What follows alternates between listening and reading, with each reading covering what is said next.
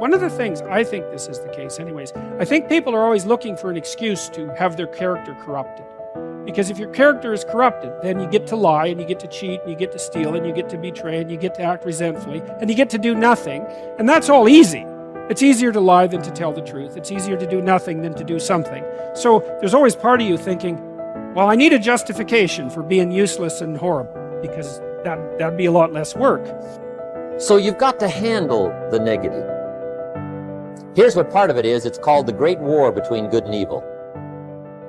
Mr. Reynolds and I are working on a new book this year called The Great War Between Good and Evil. And there is a war on.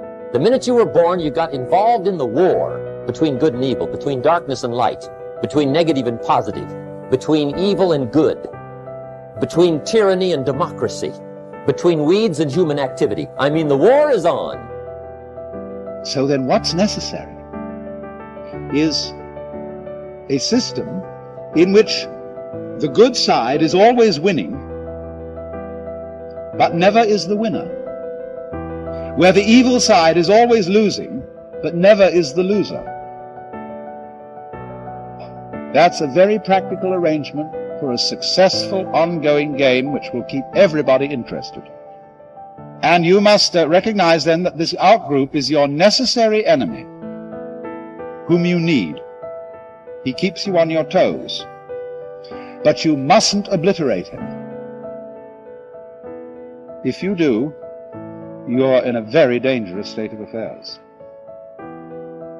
But darkness is always trying to move in and take all the territory. But if you turn on the light, its energy starts to repel darkness. Darkness begins to move away. And the brighter the light, the further away the darkness must move. If you walk into a dark room and turn on the light, the darkness is what? Gone. But here's the point to remember, not very far. The darkness seems to be, yes, it's gone, but it's waiting for its chance. That if light loses its energy, darkness has a chance now to move back in. Battle between good and evil on a playing field of chaos and order. It's the eternal game.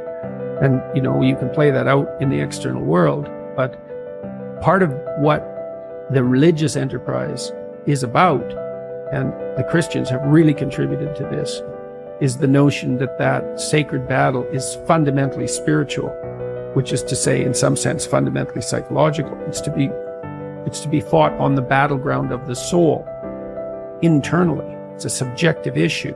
How do you defeat evil? You defeat the evil in your own heart.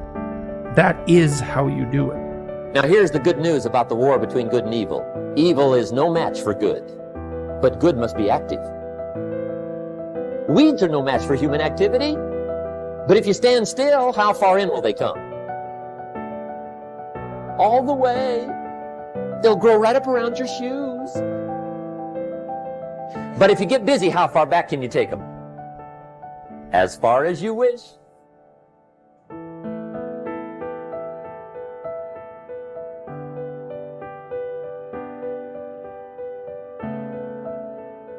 If you think that compassion makes you weak, you are wrong. Compassion may cause a person to sacrifice his life to save other people. And we have to redefine what is compassion. It's very powerful. And we have to embody that kind of energy in our daily life. We have to re-educate people about this. You have to show what compassion can achieve. When someone is angry,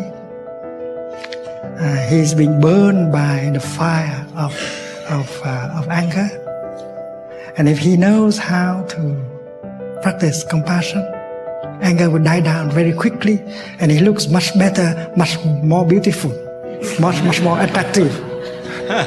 And that is why we have to exemplify, embody that practice of compassion in order to persuade other people to do the same. Compassion helps us to sleep well. Compassion protects us better than guns and bombs and money. Many of us think that we are safer if we have more money, but you can lose your money very easily.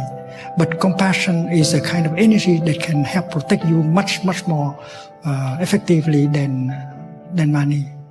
And compassion help you to relax. And your body has more capacity to heal itself.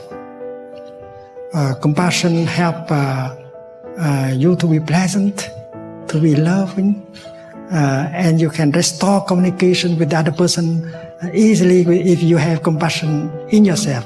You understand the other person.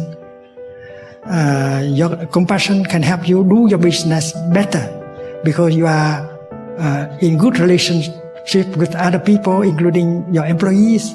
So you can list a lot of qualities of compassion, and we should have a man, a woman, a community of men and women practicing compassion like that, in order to show people that compassion is something very powerful.